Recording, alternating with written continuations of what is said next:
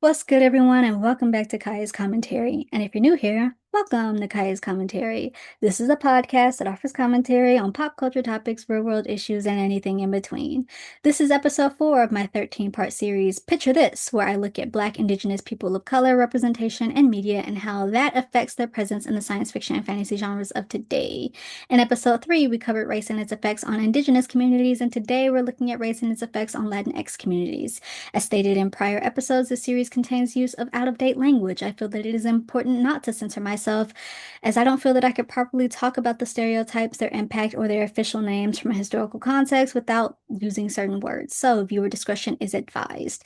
Also, while I strive to be as accurate as possible, these are meant to be brief introductions. People dedicate their whole careers to studying race and culture and the intersectionality between the two. Even with my BA in theater arts and my MA in mass comm, arguably two research-heavy degrees, I'm still certainly not going to be able to tackle everything in the 30 to 45 minutes that I hope these videos will round out to. That said, I will do my best to make this as informational, engaging, and entertaining as possible. With that, let's get into it.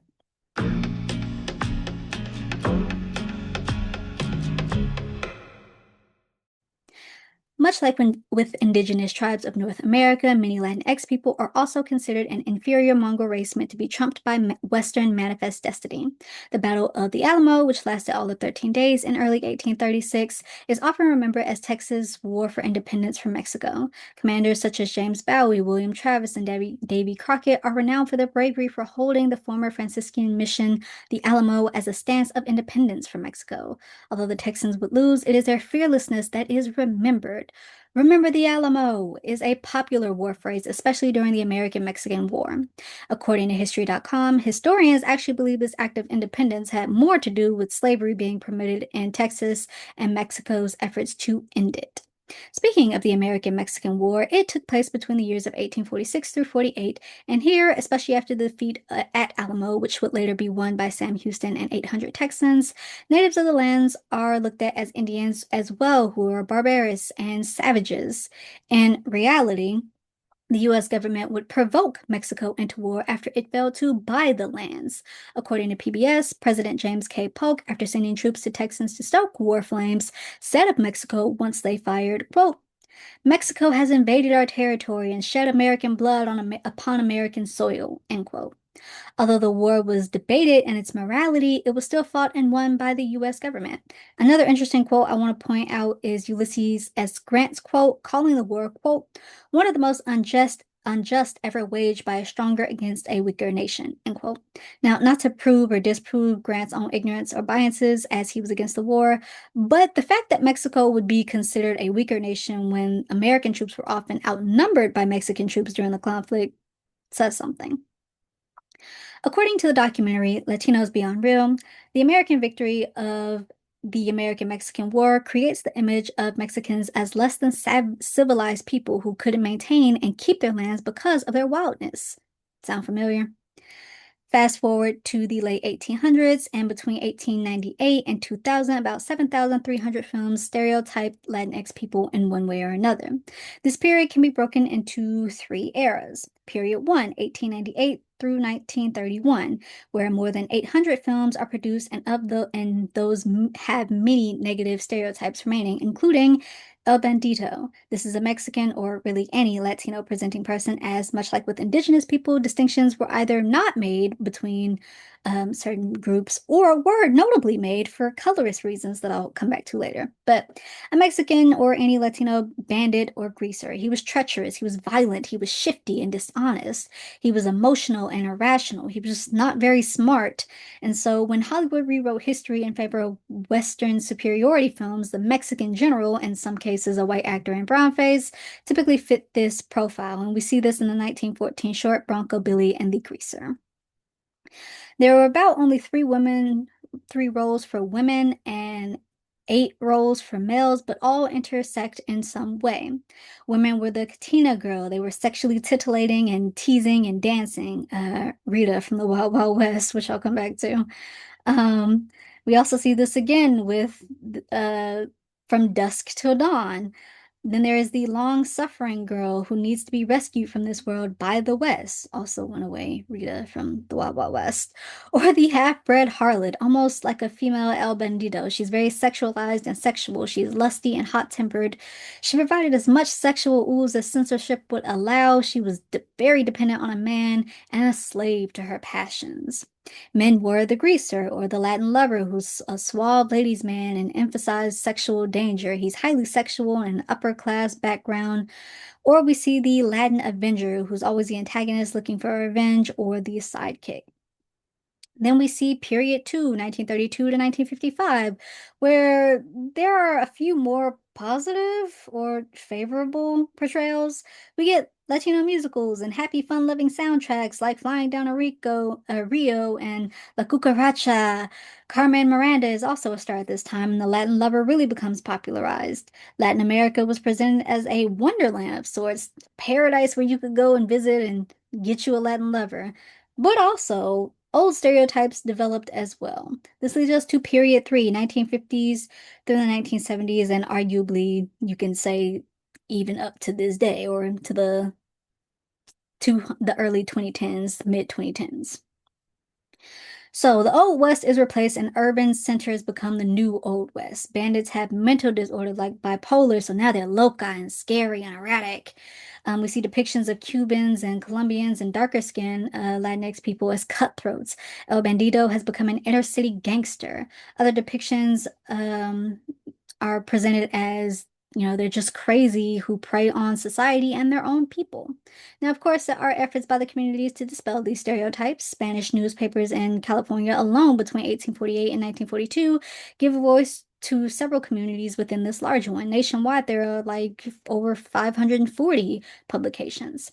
So the Public Outcry, which is the English translation, was started in 1855 in LA and condemned lynching, opposed slavery, supported various reforms, informed readers of their rights, exposed injustices, and inspired actions. Then we have The Dawn of Liberty, also another English translation, which was published in New Mexico in 1835 and championed Mexican and Native American rights. Conversely, there were also Native papers that published in Spanish. In the 1950s, we get the first TV show to feature a Latino, the Western The Cisco Kid, which ran from 1950 to 1956. And this was a predecessor to Zorro, but the problem was that Pancho was the comic relief sidekick, and you could see it. He was not a well fleshed out character. In 1961, West Side Story notably stars non-Puerto Rican Natalie Wood and a darkened up Rita Moreno in a story about Puerto Ricans dealing with immigration and racial violence in the form of gang wars, all the while Tony and Maria fall in love.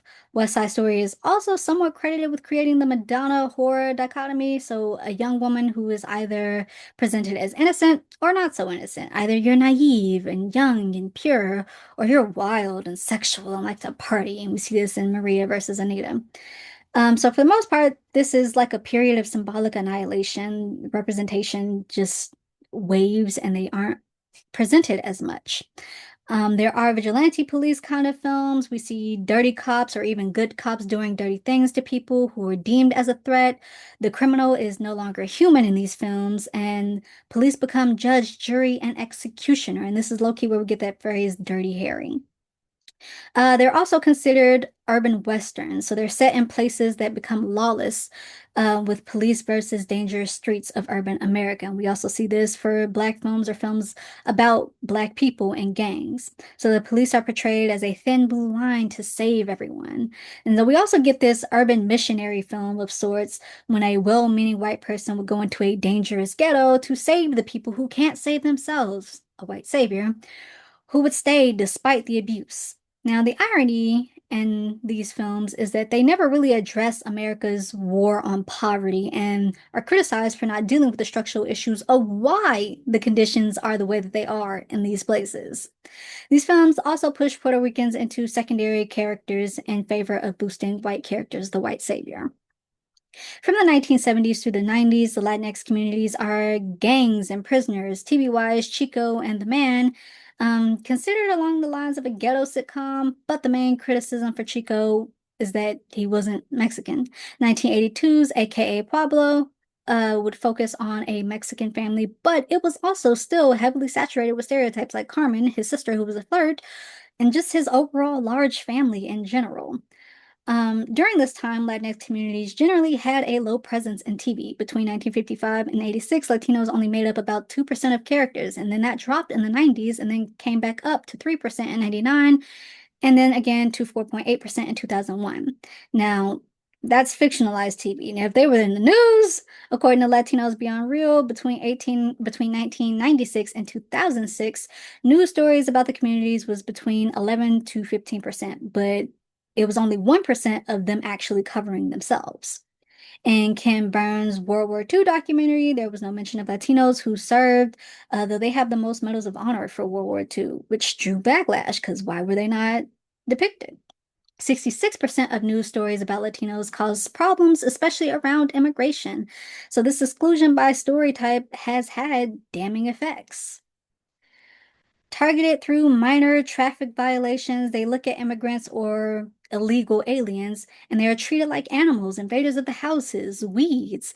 Notice the lack of metaphors that sees the Latinx community as people, and the sensationalizing of crime made news stories focus on it more. What you see is what you believe, especially regarding the Latinx community, as there was nothing or little to counter it, right? So brownface was still a thing in the early 2010s with films like Nacho Libre. Then there are characters like Scarface and Nacho Libre and Casa de Mi Padre and cartoons like Speedy Gonzales and Consuela and Family Guy.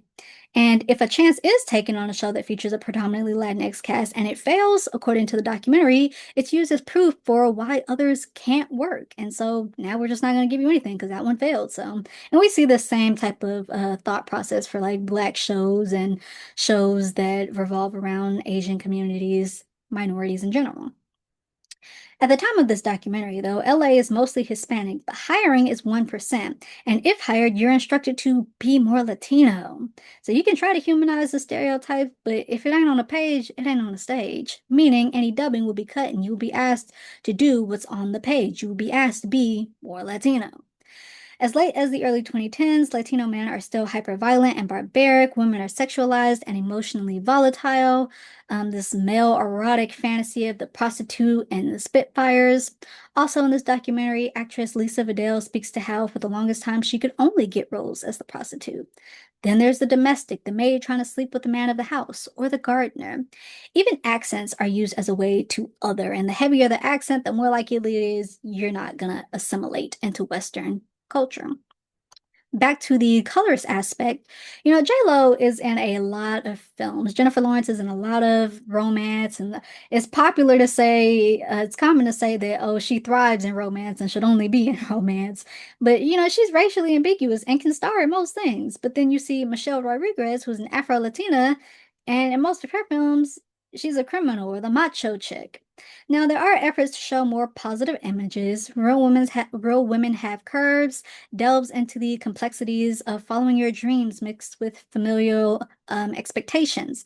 Ugly Betty pushes the bounds on beauty in the fashion world. The George Lopez show also shows a Mexican family and all its human complexities in the form of a sitcom. And that's almost like a way of taking back the narrative of Black Latinx people in comedies as the buffoon. And Lopez versus Lopez does the same thing. So we see these efforts to this day. So with that, I will stop there, rounding out this episode, this overview of Latinx people's places in Western dramas and comedies. If you like this video, be sure to like this video, leave comments down below, and let me know what you found interesting about this video. Be respectful. We can have a conversation with one another, but only if we are respectful. Thanks for listening, thanks for watching, and stick around for the next episode where we get into race and its effects on the Asian communities.